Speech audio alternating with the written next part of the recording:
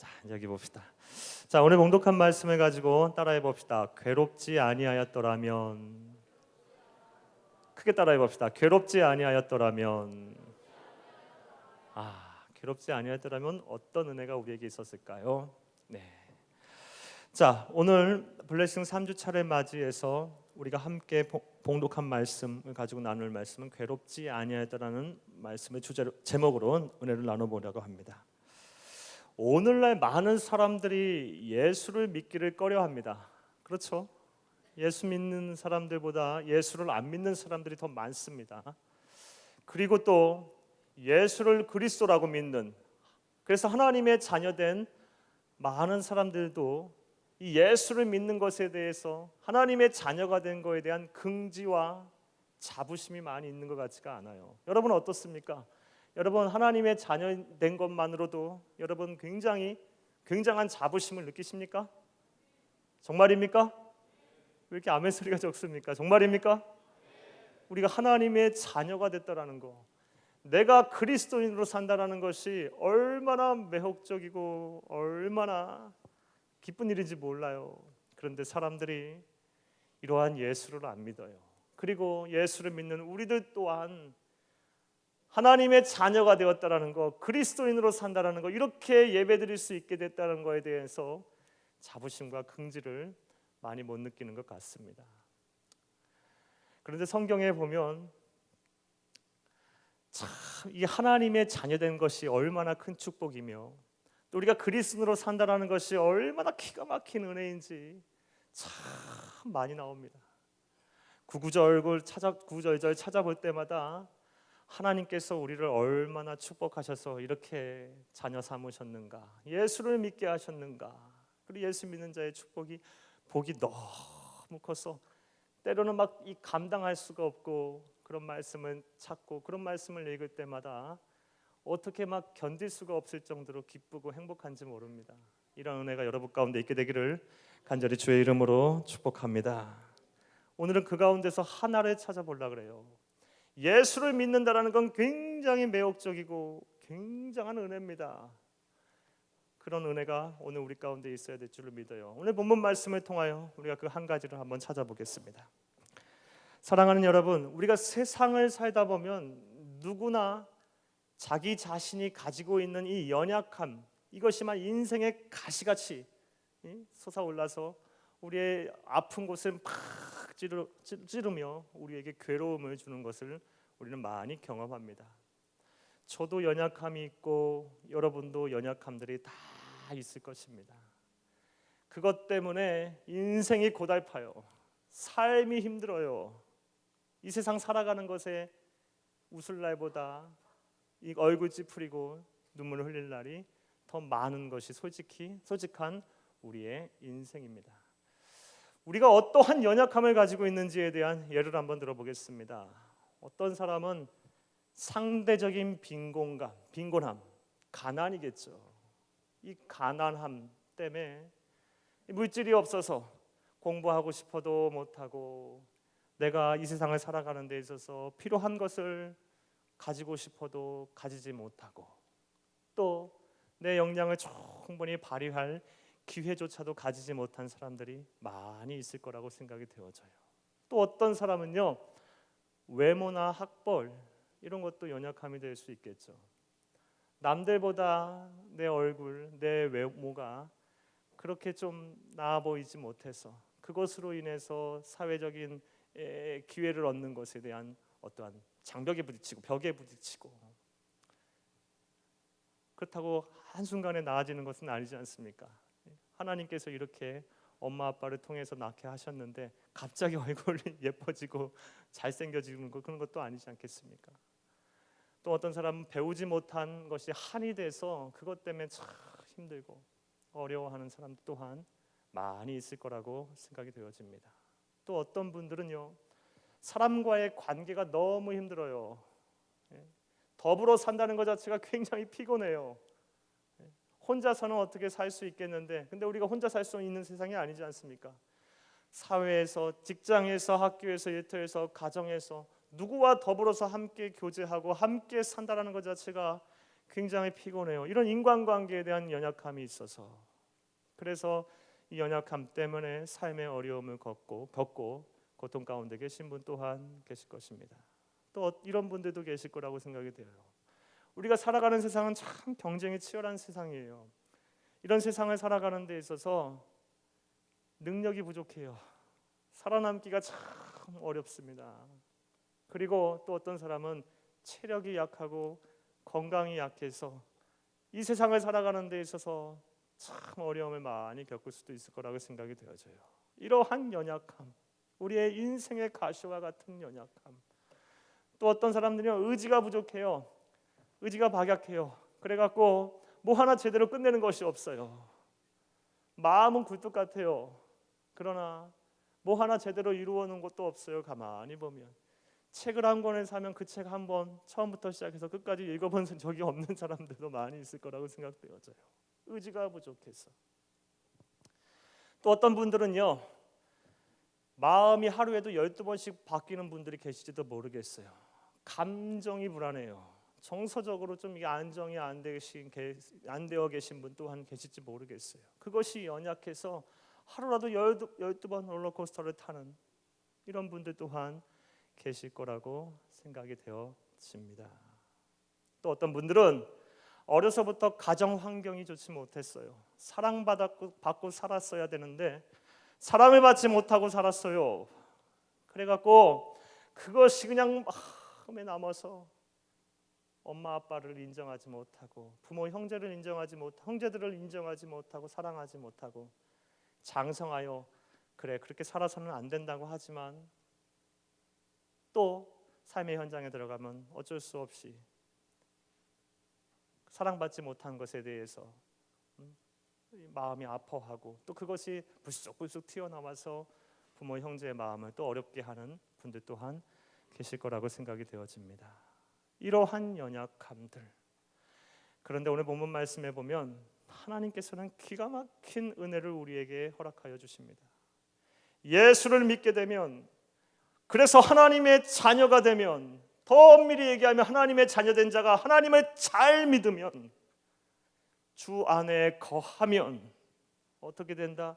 이러한 연약함이 주는 고통에서부터 벗어나게 하신답니다. 이게 얼마나 기가 막힌 은혜입니까? 이게 얼마나 예수 믿는 기쁨입니까? 이게 얼마나 예수 믿는 자의 축복입니까? 하나님의 자녀된 자의 기쁨입니까? 저도 제 인생에 있어서의 제 연약함들이 많이 있습니다. 그 연약함 때문에 하루하루 참 피곤한 나날을 보내고 있습니다. 솔직한 심정입니다. 그러나 예수를 믿어서 하나님의 자녀가 되었고, 부족하지만 하나님께서 그 사랑을 많은 사람들에게 전하는 목사로 세워주셔서 하나님께서 저에게 주시는 그 은혜로 말미암아 연약함을 누르고 그 연약함 가운데서도 감사하며 기쁨으로 살아갈 수 있게 하셨습니다. 사랑하는 여러분, 이것이 오늘 우리가 들어야 될 하나님의 음성입니다. 너희가 내 안에 거하라. 내가 너와 함께 하겠다. 너의 연약함들 다 나에게 맡겨라. 그리하면 어떻게 하겠다? 그것이 설령 너를 어렵게 한다 할지라도 문제가 되지 않게 하겠다. 극복할 수 있게 하겠다. 이것이 하나님 오늘 본문 말씀을 통해서 우리가 찾아야 될 은혜요 하나님의 음성임을 믿으시는 여러분 되시기를 간절히 주의 이름으로 축복합니다. 사랑하는 여러분, 이제 본문을 좀 연구해 봅시다. 본문은 고린도 교회에 보낸 사도 바울의 편지입니다. 그렇죠? 편지의 일부분이에요. 그런데 오늘 우리가 본문 말씀을 잘 관찰하면 사도 바울은 이 연약함으로 가득 차 있던 사람이었던 모양이에요. 그런데 이 과거에 이 연약하였던 그 사도 바울의 모습들이 하나님의 은혜로 말미암아 극복되어지는 과정을 오늘은 보게 됩니다. 우리가 오늘 이 본문 말씀에서 찾아야 될 거예요. 사도 바울에게 있어서 그가 가졌던 연약함은 무엇이었을까요? 이것에 대해서 많은 성서신학자들이 다양한 의견, 그리고 지금까지도 수도 없는 논쟁을 하고 있습니다. 어떤 사람은 간질이었다. 간질. 실제로 사도 바울은 간질병 증세가 있었던 모양이에요. 또 어떤 사람은 사도 바울은 평생을 독신으로 살았어요. 그러다 보니까 이 성적인 유혹 이거에 자꾸 무너져가는 사도 바울 자신 스스로의 모습이 있었던 모양이에요. 이것이 그의 연약함이었다라고 이야기하는 사람도 있습니다. 그러나 가장 보편적인 학설은 눈병이었대요. 안질이었답니다. 얼마나 고통스러웠는지 이 눈병 때문에 참 힘들었던 모양이에요. 이를 뒷받침할 수 있는 것은 갈라디아서 4장 14절에서 16절 말씀에 보면 우리가 알 수 있어요. 사도 바울이 갈라디아 교회에 있는 지방에 있는 교회들에게 편지를 하면서 사도 바울이 이렇게 이야기합니다. 너희 복이 지금 어디에 있느냐? 내가 너희에게 증언하노니 만약 너희들이 할 수만 있었더라면 나에게 눈을 빼어 주었을 것이더라. 이렇게 얘기를 해요. 얼마나 이 눈병 때문에 힘들었으면 이런 이야기들을 할까요? 아마 사도 바울의 연약함은 눈병이었는 모양이에요. 병이었던 모양이에요. 건강하지 못한 것이 아마 그의 연약함이었던 모양입니다. 자, 그런데 오늘 우리가 본문 연구에서 중요한 것은 사도 바울의 연약함이 무엇이었냐는 것을 찾는 것이 아니라 이 사도 바울을 통해서 우리가 알 수 있는 우리에게 모두가 가지고 있는 이 연약함이 우리를 얼마나 고통스럽게 하며 또 단지 고통스럽게 하는 것을 찾는 것뿐만 아니라 이것은 반드시 극복되어져야 되지 않겠습니까? 어떻게 하면 극복이 되어질 수 있는 것을 찾는 것이 오늘 우리가 본문을 통해서 같이 함께 연구해야 될 중요한 포인트입니다. 자, 이것을 하나하나 찾아봅시다. 첫째로 먼저 사도 바울에게 있었던 연약함이 그에게 얼마나 고통이 되었고 또 우리가 가지고 있는 이 연약함이 우리 인생을 살아가는 데 있어서 얼마나 어려움을 주는지에 대해서 함께 생각을 해봅시다. 사랑하는 여러분, 먼저 사도 바울이 가졌던 연약함, 그가 얼마나 고통을 받았는지부터 살펴봐요. 7절을 한번 같이 읽습니다. 시작. 여러 계시를 받은 것이 지극히 크므로 너무 자만하지 않게 하시려고 내 육체의 가시 곧 사탄의 사자를 주셨으니 이는 나를 쳐서 너무 자만하지 않게 하려 하심이라. 아멘. 사도 바울은 자신이 가지고 있는 이 연약함에 대해서 너무 이 연약함이 주는 고통 때문에 힘들었던 나머지 그것을 뭐라고 표현하고 있습니까? 육체의 가시라고 표현하고 있습니다. 그래서 동그라미 좀 쳐놔요. 육체의 가시. 이 가시라는 말은 헬라어 원어로 스크롭스라는 단어입니다. 스크롭스라는 단어는 어떤 때 쓰는 단어냐면 아주 예리한 낚시바늘 그리고 아주 쇠꼬챙이 같이 아주 날카로운 창끝을 말해요. 사도 바울에게 있어서 자신의 건강, 이 눈병에 관한 연약함은 아주 육체적으로 심한 고통을 주었던 모양이에요. 마치 그냥 날카로운 쇠꼬챙이로 막 눈을 쑤시는 것처럼 그는 큰 고통을 겪었던 모양입니다. 그렇다면 얼마나 힘들었겠습니까? 인생 자체가 살기 싫었을 거라고 봐요. 몸이 힘드니까 몸이 아프니까 아무것도 못 하겠더라고. 얼마나 힘들었을까요? 그런데 사도 바울이 가지고 있던 이 육체의 가시, 이 연약함은 단순히 육신만을 힘들게 하지 않았어요. 다시 한번 우리 7절 말씀을 봐요. 육체의 가시 곧 뭐라고 이야기하고 있습니까? 사탄의 사자라고 표현하고 있어요. 여기도 동그라미를 쳐놔요.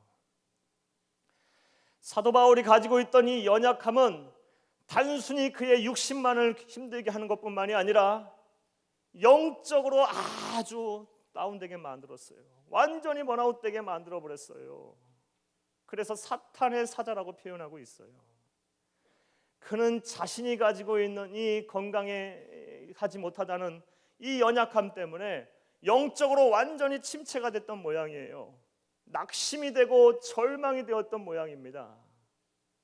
사랑하는 여러분, 오늘 우리가 이것을 놓쳐서는 안 돼요. 저와 여러분이 가지고 있는 우리가 인생을 사는 우리 모두가 가지고 있는 연약함은 단순히 우리 삶의 현장에서 우리를 힘들게 하고 피곤하게 하고 우리의 육신만을 어렵게 하지 않아요. 우리의 영혼을 완전히 피폐하게 만든다는 사실을 잊지 않으시는 여러분 되시기를 간절히 주의 이름으로 축복합니다. 따라서 이 우리가 가지고 있는 연약함은 반드시 극복이 되어져야만 합니다. 세월이 약이야. 사람의 능력으로 사람의 힘으로 어떻게 그런 것들을 없앨 수 있어 라고 가벼이 여겨서는 안 된다는 거예요. 특별히 하나님의 자녀로 우리가 이 세상을 살아가는 데 있어서 내가 가지고 있는 이 연약함들은 반드시 극복이 되어져야 돼요. 하나님은 우리가 인생을 살아가는 데 있어서 힘들게 어렵게 살기를 절대로 원하지 않으세요. 어떻게 부모가 자식을 생각하면서 고생하라 그렇게 얘기하겠습니까? 그걸 기대하겠습니까? 아니죠. 어떻게 하면 조금 더 편하게 살라, 행복하게 살라는 것이 부모 마음 아니겠습니까? 그것이 바로 하나님의 마음이에요. 그 이상을 뛰어넘는 것이 바로 하나님의 마음이에요. 저와 여러분이 가지고 있는 연약함은 반드시 극복이 되어져야만 합니다. 그리고 오늘 하나님께서는 어떻게 극복이 될 수 있는가에 대해서 말씀을 해 나가고 계십니다. 사도 바울이 그 방법을 배웠습니다. 그리고 그렇게 살았습니다. 자, 이제 두 번째로 우리가 본문을 통해서 연구해야 될 것은 어떻게 하나님께서 이 연약함을 다루시는가? 하나님이 연약함을 다루시는 방법에 대해서 배워야 할 차례입니다. 자, 따라합시다. 크게 두 가지입니다. 따라합시다. 첫째로, 우리의 연약함을 그대로 두시고 도와주셔서 이겨낼 수 있게 하십니다. 다시 합시다. 우리의 연약함을 그대로 두시고 도와주셔서 이겨내게 하십니다. 자, 8절을 같이 한번 읽어봅시다. 시작. 이것이 내게 떠나가게 하기 위하여 내가 3번 주께 간구하였더니. 아멘. 이것이 뭡니까? 육체의 가시 사탄의 사자라고 했을 정도로 그를 힘들게 했던 그의 연약함이었습니다. 이것을 떠나가게 하기 위해서 하나님 앞에 무려 3번이나 간구했답니다. 3번 간구했다는 것이 단순히 3번 기도했다는 것이 아니에요. 죽기 살기로 하나님 앞에 간구한 거예요. 왜 3번 간구했을까요? 또 많은 성서신학자들이 이거에 대해서 또 많은 이야기들을 합니다. 유대 관습에도, 유대 풍습에도 3세번이라는 말이 있어요. 우리도 3세판 하자 그러지 않습니까? 유대인들도 꼭 3번을 해야 된다고 생각하는 관습이 있었다고 해요. 그래서인지 아닌지는 모르겠어요. 또 예수님께서 십자가의 모진 형벌을 당하시기 전에 겟세마네 동산에서 땀방울이 핏방울 되도록 기도하시면서 아버지요 할 수만 있거든, 하실 수 있거든, 그러기를 원하신다면 이 잔은 내게서 옮겨주시옵소서, 피하게 해주시옵소서라고 우리 주님께서 3번 기도하셨어요. 그래서 아마 사도 바울도 3번 기도한 것이 아니겠느냐라고 많은 사람들이 이야기합니다. 그런데 그것이 무엇이 중요할까요? 그것을 아는 것이 우리에게 뭐가 중요합니까? 어찌됐든 간에 그렇게 기도했다라는 것은 그가 이 연약함을 없애기 위해서 얼마나 노력을 하고 얼마나 간절히 원했는가를 우리는 알 수 있는 거예요. 그렇죠? 이러한 간절함과 노력에도 불구하고 하나님의 반응은 어떠한 반응이셨습니까? 9절 말씀 같이 읽어봐요. 시작. 나에게 이르시기를 내 은혜가 내게 족하도다. 이는 내 능력이 약한 데서 온전하여 짐이라 하신지라. 그러므로 도리어 크게 기뻐함으로 나의 여러 약한 것들에 대하여 자랑하리니 이는 그리스도의 능력이 내게 머물게 하려 함이라. 아멘. 주칩니다. 내 은혜가 네게 족하도다. 이는 내 능력이 약한 데서 온전하여 짐이라. 주셨습니까? 이게 무슨 얘기입니까? 하나님 앞에 나의 연약함을 좀 없어주세요. 하나님 너무 힘듭니다. 이것 때문에 인생을 살아가는 것이 육체적으로도 힘들고 완전히 영적으로도 완전히 힘들어서 더 이상 못 살겠습니다 라고 하나님 앞에 3번이나 아주 죽기 살기로 간구했더니 하나님께서는 연약함을 없애주시지는 않고 뭐라고 말씀하십니까? 네 은혜가 네게 좋게. 무슨 얘기입니까? 네 은혜가 너의 연약함에 대해서 너는 충분히 만족해야 한단다, 이런 뜻이에요. 네가 가지고 있는 연약함에 대해서 너는 충분히 만족해 하거라. 왜요? 네가 연약하기 때문에 내가 너를 도와서 그래서 네가 온전해지는 것이 아니겠니? 이 말씀을 하시는 거예요. 우리 그리스도인이 잘못된 신앙을 갖고 있는 경향이 많아요.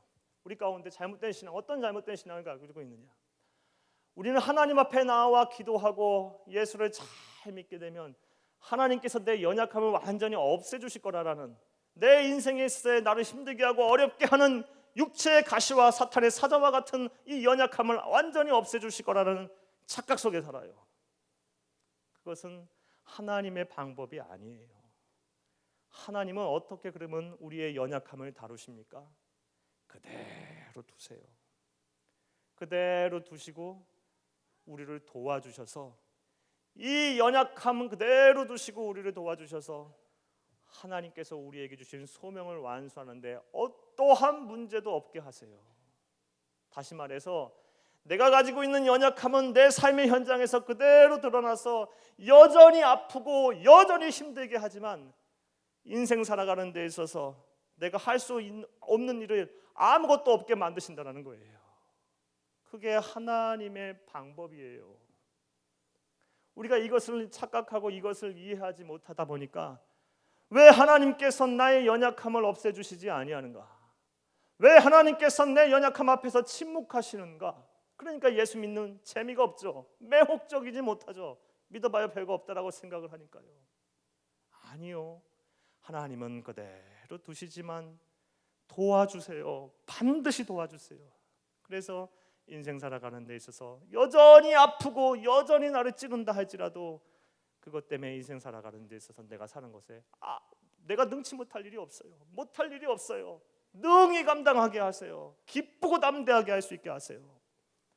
사도 바울이 그랬어요.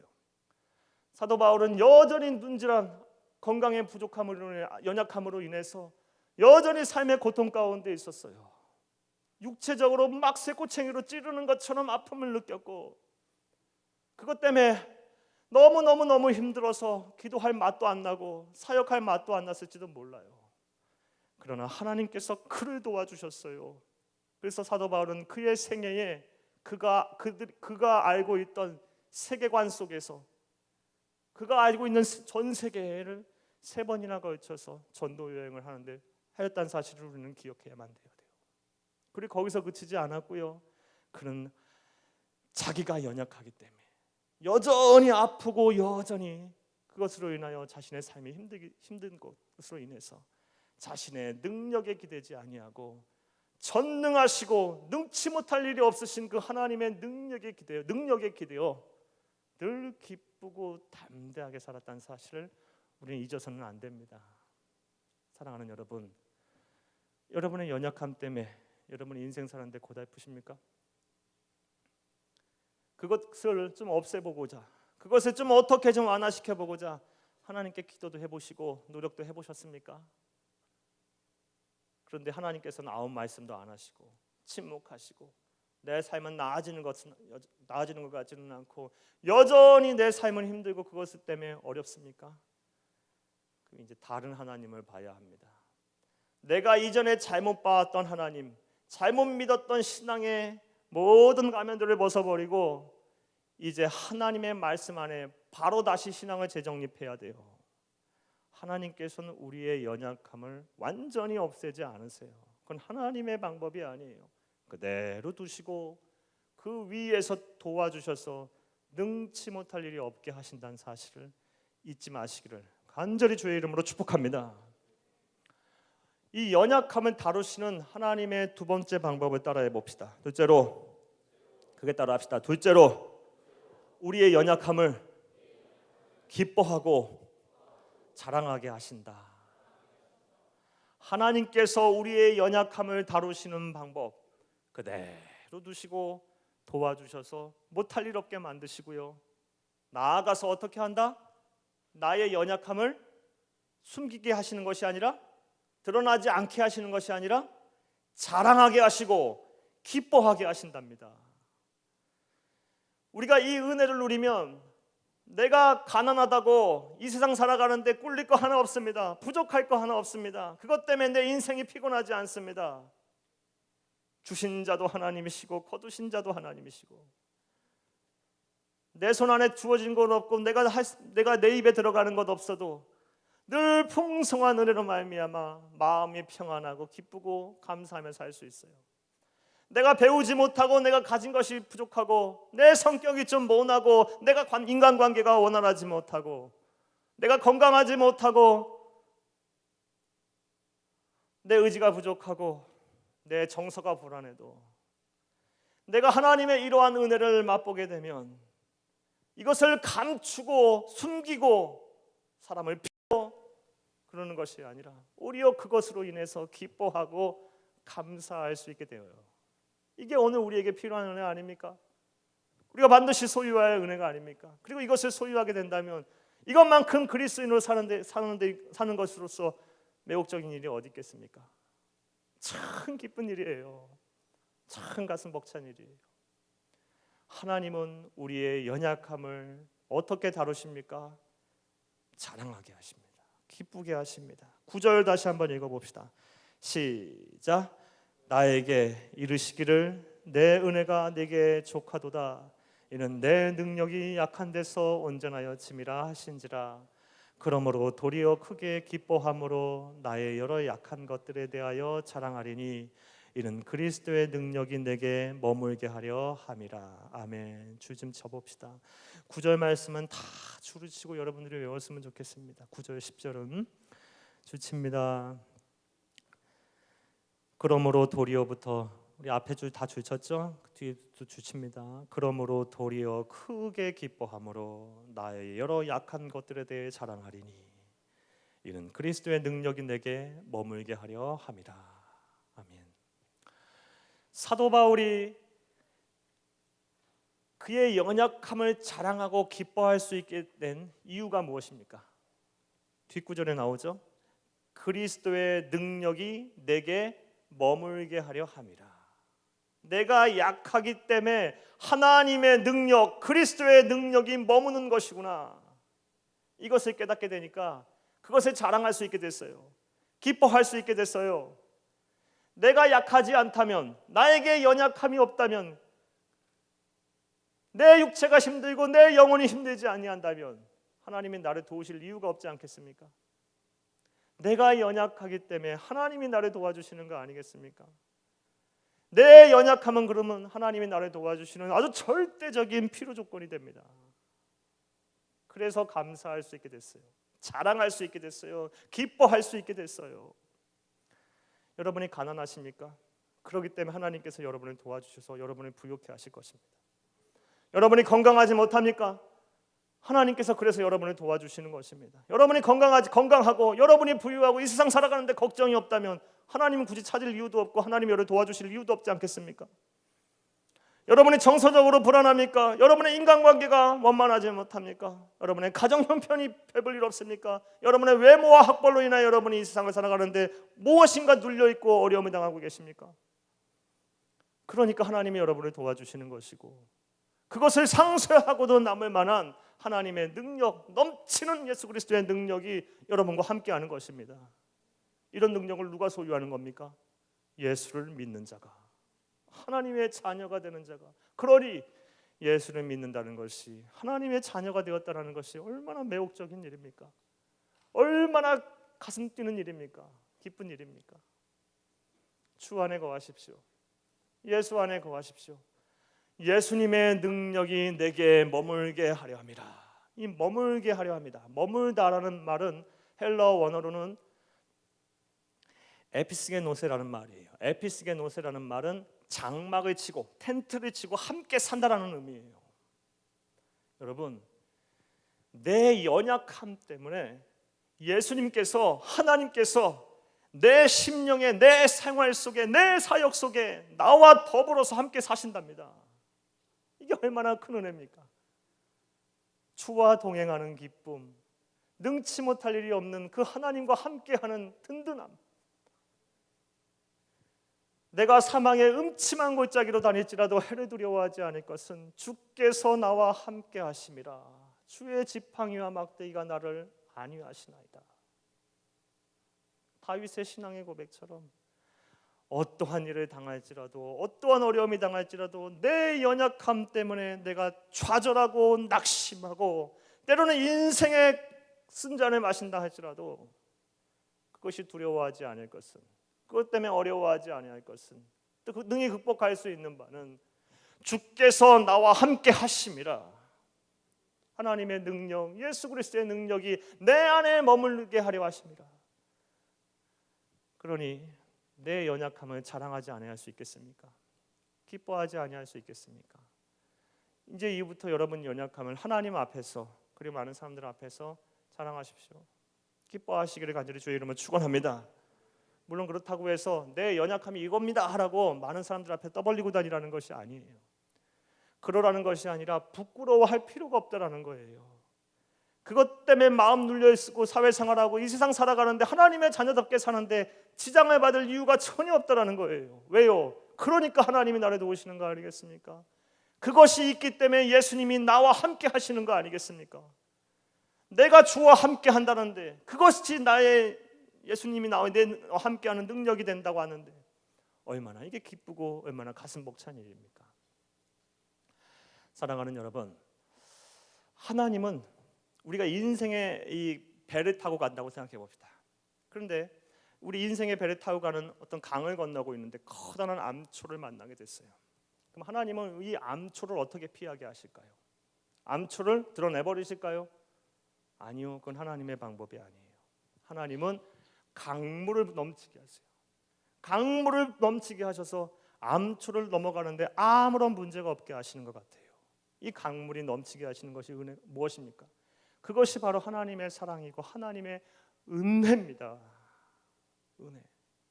우리 그리스도인은 주의 은혜로 하나님의 은혜로 사는 사람들임을 잊지 않으시기를 간절히 주님 축복합니다. 하나님의 은혜를 맛보라. 주의 은혜를 바라보라. 삶의 현장에서 내 인생의 현장에서 나의 연약함 때문에 고개 숙이고 눈물을 흘리고 무릎을 꿇는 그 현장에서 무엇을 바라보라? 주의 은혜를 맛보라. 주의 은혜를 바라보라. 그대로 두시고 도와주시면서 능치 못할 일이 없게 하시는 하나님, 그래서 결국엔 자랑하게 하시고 기뻐하게 하시는 그런 주의 은혜를 바라보라. 이게 오늘 우리에게 주시는 하나님의 음성이자 우리가 깨달아야 될 진리입니다. 그리스도인이 이 세상에서 어떻게 살아가느냐? 하나님께서는 하나님의 자녀는 이 세상을 살아가는데 반드시 영광을 얻게 하신다고 말씀하셨습니다. 더 쉬운 말로 하면 이 세상 살아가는데 잘 살게 하신답니다. 축복을 받게 하신답니다. 이건 기복신앙 이거 뭐고 떠나서 이게 하나님의 말씀이니 어쩔 수 없습니다. 이런 복 받기 싫습니까? 아니지 않습니까? 또 그것이 하나님의 뜻입니다. 그럼 어떻게 이런 복을 누리며 이런 풍성한 은혜를 얻게 살게 하시느냐? 우리의 연약함을 어떻게 극복하느냐? 여기에 달려있다는 사실을 우리는 잊지 않으셔야 돼요. 그대로 두시면서 도와주셔서 능치 못할 일이 없게 하시는 하나님. 그리고 이것이 그냥 어려움의 현장에서 부닥칠 때마다 내가 나와 함께 하시는 그 하나님의 손을 꽉 잡고 계시록 3장 20절에서 말씀하신 것처럼 볼지어다 내가 문 밖에 서서 내가 두드리노니 내 음성을 듣고 누구든지 문을 열면 내가 그에게로 들어가서 먹고 그는 나와 더불어 먹으리라 말씀하시는 하나님. 내 마음의 문을 그대로 열고 하나님 내 연약함이 이겁니다. 나의 부족함이 이겁니다. 이것 때문에 나 참 힘듭니다. 피곤합니다. 어렵습니다. 그대로 하나님 앞에 드러내는 사람. 그래서 그 하나님의 손길, 구원의 손길, 예수 그리스도의 따뜻한 손길을 잡기를 원하는 사람, 그런 사람은 반드시 하나님께서 도와주셔서 그런 믿음을 가진 자, 하나님께서 반드시 어려움을, 연약함을 극복하게 하여 주실 것입니다. 사랑하는 여러분, 하나님은 가식이 없는 여러분 그대로의 모습을 지금 찾고 계십니다. 우리는 인생을 살아가는데 나의 연약함을 숨기기에 급급합니다. 왜요? 그것이 나에게 치명적인 약점이 되고 치명적인 상처가 될 거라는 두려움 때문에 그렇습니다. 그러나 하나님은 우리의 있는 그대로의 모습을 바라세요. 원하십니다. 오늘 이후부터 하나님 앞에 여러분이 독대하며 여러분의 마음과 여러분의 입으로 주는 그리스도시고 살아계신 하나님의 아들이십니다. 그분이 나와 함께하면 나는 능치 못할 일이 없습니다. 나의 연약함이 이러하고 이것 때문에 내가 육신으로 고달프고 영적으로 아주 힘듭니다라고 부르짖고 간구하셔서 그런 하나님의 능력의 손길이 여러분 가운데 있게 되기를 간절히 주의 이름으로 축복합니다. 사랑하는 여러분, 저는 이번 주에 책을 읽다가 우연히 한 시를 읽었습니다. 시의 제목이 괴롭지 아니하였더라면이라는 제목이에요. 괴롭지 아니하였더라면. 시 전체를 다 여러분에게 소개해드릴 수는 없고 조금만 일부분만 여러분에게 소개해드리겠습니다. 만일 내가 괴롭지 아니하였더라면, 하나님의 사랑을 받아들이지 아니하였을 것을, 만일 우리의 형제와 자매가 괴롭지 아니하였더라면 하나님의 사랑이 전해지지 아니하였을 것을, 만일 예수 그리스도께서 우리 주님이 괴롭지 아니하였더라면 하나님의 사랑이 나타나지 아니하였을 것을. 이 시를 쓴 사람은 일본 사람입니다. 미즈노 겐조라는 분이십니다. 이 미즈노 겐조라는 분은 초등학교 4학년 때 뇌성마비를 앓으셨습니다. 그래서 자신의 의지로 움직일 수 있는 신체의 기관은 오직 눈밖에 없어요. 눈알 굴리는 것밖에 못하시는 분이십니다. 초등학교 4학년 때부터 지금 60이 넘어서 지금 이에 이르기까지 얼마나 인생이 힘드셨겠습니까? 눈물을 흘려도 그 눈물 닦을 수가 없습니다. 죽고 싶어도 죽지도 못합니다. 왜요? 마음은 있어도 신체로 움직일 수 있는 건 눈밖에 없어요. 그런 비참한 인생을 사는 분이셨어요. 그런 분에게 어떤 목사님이 하나님의 사랑을 전해주셨어요. 그리고 나자 이러한 자신의 괴로움에 대해서 내가 괴롭지 아니었다면 하나님의 사랑을 과연 받아들일 수 있었을까? 이러한 감사와 찬송의 시를 쓸 수 있게 된 것입니다. 사랑하는 여러분, 우리의 연약함, 그것 때문에 여러분이 지금 고통을 받고 계십니까? 어렵습니까? 그래서 하나님으로부터 멀어져 가고 계십니까? 예수 믿어도 별것 없네 이런 생각하고 계십니까? 예수를 믿는 것에 대한 이게 얼마나 매혹적이고 얼마나 큰 기쁨이고 감사할 조건인지에 대해서 여러분이 감사하지 못하고 계십니까? 예수를 믿는다는 것은 연약함을 극복하는 길입니다. 온전함에 이르게 하시는 길입니다. 얼마나 가슴 벅차고 얼마나 기쁜 일인지 모릅니다. 하나님께서 여러분의 삶의 현장에서 만일 여러분께서 그래요, 하나님 나의 연약함 때문에 내가 괴롭습니다 하면서 그 하나님의 손을 꽉 붙잡기를 간절히 원하시고 바라신다면, 그리고 그런 믿음이 여러분 가운데 있다면, 그리고 포기하지 아니하고 하나님 앞에 달려가는 인내하는 믿음이 여러분 가운데 있다면 하나님께서는 반드시 여러분의 연약함을 물론 그대로 두시겠죠. 하지만 도와주셔서 그것 때문에 인생 살아가는데 전혀 지장이 없고 오히려 감사하고 찬송할 수 있게 하여 주실 것입니다. 나아가서 그것이 숨기고 부끄러움의 문제가 아니라 남들 앞에서 자랑하고 기뻐할 수 있게 하여 주실 것입니다. 그러하니 예수를 믿는 것이 얼마나 큰 기쁨입니까? 그러하니 얼마나 예수를 믿는 것이 참된 복입니까? 얼마나 축복입니까? 우린 지금 블레싱을 하고 있습니다. 이 블레싱 기간 동안 불신자들도 새롭게 전도가 돼서 하나님 앞에 이 축복 안에 들어와야 되겠지만 특별히 저와 여러분이 이런 축복을 좀 누려야 되겠습니다. 알아야 되겠습니다. 내 안에 이러한 축복, 내 삶의 현장에서 이런 블레싱이 나타난다면 그거 어찌 나 혼자 갖고 있겠습니까? 견딜 수가 없어요. 나 혼자 내 몸, 내 삶의, 내 사역의 현장에 담아내기에는 너무 위대하고 너무 감당할 수가 없어요. 나눠줘야 돼요. 그럴 수 있게 되기를 간절히 주의 이름을 축복합니다. 그래서 여러분의 인생 살아온 날보다 살 날이 더 창창한 여러분의 인생 가운데 연약함 때문에 괴로워하지 하는 분 한 분도 없게 되기를 간절히 주의 이름으로 축복합니다.